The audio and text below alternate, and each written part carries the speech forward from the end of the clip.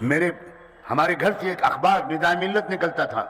مولانا ابوالکلام آزاد نے 2 اخبار نکالے تھے, البلاغ اور الہلال.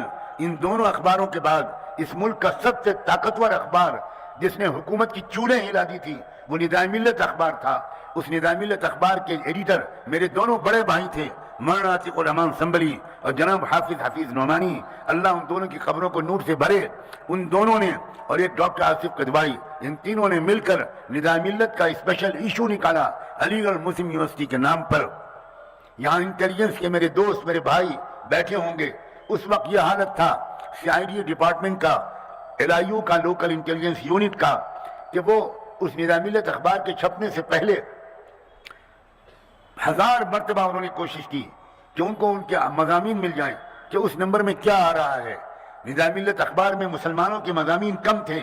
اس ملک کے انصاف پسند نان مسلم ججز of the supreme court, retired ججز of the supreme court, retired ججز آف دا ہائی کورٹ اور بڑے بڑے لائرز کی مضامین تھے کہ علی گڑھ مسلم یونیورسٹی ایکٹ انلیگل ہے, غیر قانونی ہے, یہ ایک اقلیتی ادارہ ہے, اس کے اقلیتی کردار کو ختم کرنا ملک کے سنویدھان کے خلاف ہے. اس رسالے کو, اس اخبار کو حکومت ضبط کرنا چاہتی تھی, نہیں ضبط کر پائی, اور عجیب و غریب طریقے پر یہ رسالہ نکلا. اور آج میں پہلی بار یہاں موجود ہزاروں بہنوں سے کہنا چاہتا ہوں, اس رسالے کے ڈسپیچ ہو جانے میں میری بھابھی کا کردار تھا. میرا پورا خاندان اس دین اور اس ملک کی ایکتا پر اور اس ملک کے دستور پر ایمانداری سے عمل درآمد کرنے کے لیے بچہ بچہ قربان ہوا ہے. میں ندائے ملت اخبار کا ذکر کر رہا تھا. میری بھابھی, مسئلہ یہ ہوا کہ پریس میں چھپ تو گیا لیکن ہر طرف CID کا پہرا تھا, پولیس گھیرے ہوئے تھی چاروں طرف سے. میرے بڑے بھائی کے گھر کو, پرنٹنگ پریس کو, جس پریس میں وہ رسالہ چھپ رہا تھا وہ میرے بڑے بھائی کے گھر کے نیچے تھا, اور چاروں طرف سے وہ پولیس اور انٹیلیجنس کے لوگ گھیرے ہوئے تھے کہ جب چھپ کے نکلے گا تو ہم اس کو ضبط کر لیں گے, نہیں جانے دیں گے. ریلوے کے ڈاکخانے میں جہاں سے اخبار اور رسالے پوسٹ ہوتے ہیں وہاں تک ہم نہیں جانے دیں گے.